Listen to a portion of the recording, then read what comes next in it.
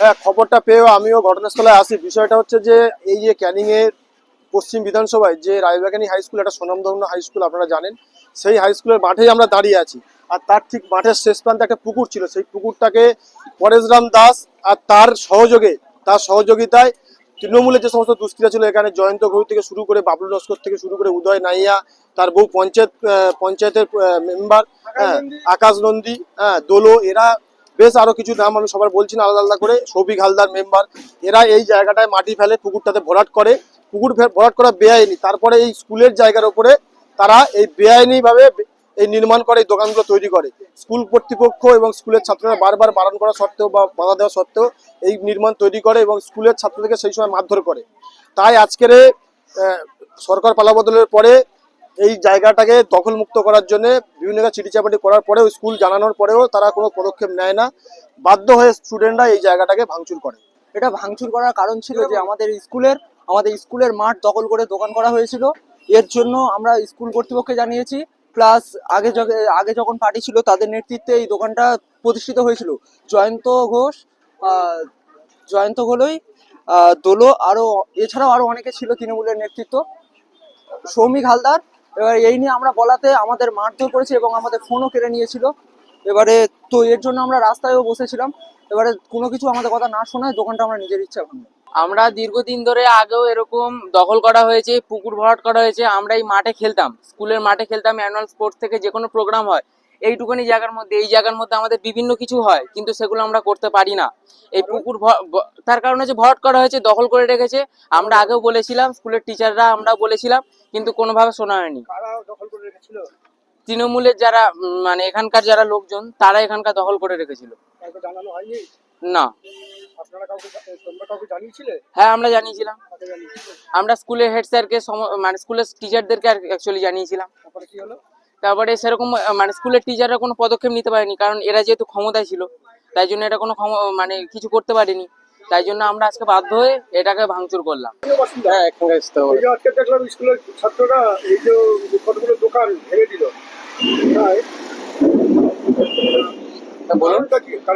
কারণটা এটা, স্কুলের পুকুর ছিল, তোলামূলের হারমাত বাহিনীরা ওই পুকুরটাকে ভরাট করে ওখানে কিছু মালপত্র রাখতে রাখতে ওরা ওটা দখল করে। স্কুলের ছাত্রছাত্রীরা প্রতিবাদ করলে তাদেরকে এবং মাস্টাররা ওরা করেছিলেন, থানা পুলিশ করেছিলেন।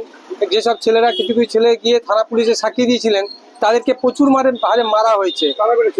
ওই তৃণমূলের হাজার বাহিনীরা, আকাশ নন্দী আছে, জয়ন্ত ঘোড়ই আছে, তারপরে আপনার মানে আরো বিভিন্ন ওদের সাংগঠনিক।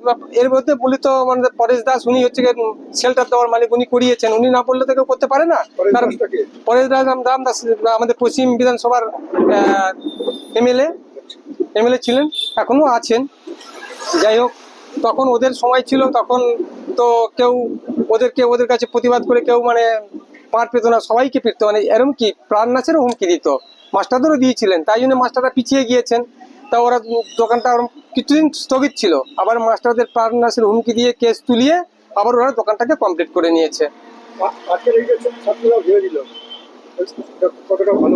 এটা খুব ভালো হয়েছে, কারণ স্কুলের জায়গা তো কেউ হস্তক্ষেপ করতে পারে না, কারণ যেই পার্টি হোক না কেন। কিন্তু এই তোলামূলের যে হারমাত বাহিনী, এদের মমতা দিদির থেকে আরম্ভ করে এদের নিচতলা পর্যন্ত সবাই হারমাত, কেউ ভালো নয়।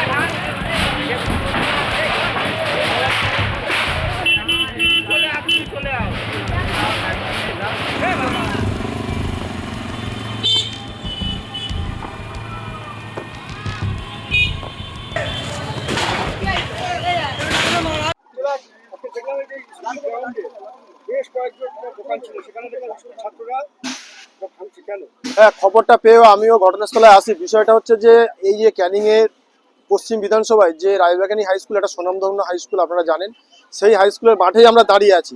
আর তার ঠিক মাঠের শেষ প্রান্তে একটা পুকুর ছিল, সেই পুকুরটাকে পরেশরাম দাস আর তার সহযোগিতায় তৃণমূলের যে সমস্ত দুষ্কৃতা ছিল, এখানে জয়ন্ত ঘড়ু থেকে শুরু করে বাবলু লস্কর থেকে শুরু করে উদয় নাইয়া, তার বউ পঞ্চায়েতের মেম্বার আকাশ নন্দী, দোলো, এরা বেশ আরো কিছু নাম আমি সবার বলছি না আলাদা আলাদা করে, সৌভিক হালদার মেম্বার, এরা এই জায়গাটায় মাটি ফেলে পুকুরটাতে ভরাট করে।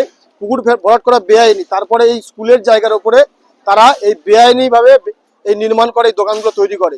স্কুল কর্তৃপক্ষ এবং স্কুলের ছাত্ররা বারবার বারণ করা সত্ত্বেও বা বাধা দেওয়া সত্ত্বেও এই নির্মাণ তৈরি করে এবং স্কুলের ছাত্রদেরকে সেই সময় মারধর করে। তাই আজকের সরকার পালাবদলের পরে এই জায়গাটাকে দখলমুক্ত করার জন্য বিভিন্ন জায়গায় চিঠিচাপাটি করার পরেও, স্কুল জানানোর পরেও তারা কোনো পদক্ষেপ নেয় না। বাধ্য হয়ে স্টুডেন্টরা এই জায়গাটাকে ভাঙচুর করে। এটা ভাঙচুর করার কারণ ছিল যে আমাদের স্কুলের মাঠ দখল করে দোকান করা হয়েছিল। এর জন্য আমরা স্কুল কর্তৃপক্ষকে জানিয়েছি, প্লাস আগে যখন পার্টি ছিল তাদের নেতৃত্বে এই দোকানটা প্রতিষ্ঠিত হয়েছিল। জয়ন্ত ঘোলই, দোলো, এছাড়াও আরো অনেকে ছিল তৃণমূলের নেতৃত্ব, সৌমিক হালদার। এবার এই নিয়ে আমরা বলাতে আমাদের মারধর করেছে এবং আমাদের ফোনও কেড়ে নিয়েছিল। এবারে তো এর জন্য আমরা রাস্তায়ও বসেছিলাম। এবারে কোনো কিছু আমাদের কথা না শোনায় দোকানটা আমরা নিজের ইচ্ছা ভাঙবো। আমরা দীর্ঘদিন ধরে আগেও এরকম দখল করা হয়েছে, পুকুর ভরাট করা হয়েছে। আমরা এই মাঠে খেলতাম, স্কুলের মাঠে খেলতাম, অ্যানুয়াল স্পোর্টস থেকে যে কোনো প্রোগ্রাম হয় এই জায়গার মধ্যে আমাদের বিভিন্ন কিছু হয়, কিন্তু সেগুলো আমরা করতে পারি না। এই পুকুর তার কারণে যে ভরাট করা হয়েছে, দখল করে রেখেছে। আমরা আগেও বলেছিলাম, স্কুলের টিচাররা আমরা বলেছিলাম, কিন্তু কোনোভাবে শোনা হয়নি। তৃণমূলের যারা মানে এখানকার যারা লোকজন, তারা এখানকার দখল করে রেখেছিল। না। হ্যাঁ, আমরা জানিয়েছিলাম। আমরা স্কুলের হেড স্যারকে, মানে স্কুলের টিচারদেরকে অ্যাকচুয়ালি জানিয়েছিলাম। তারপরে সেরকম মানে স্কুলের টিচার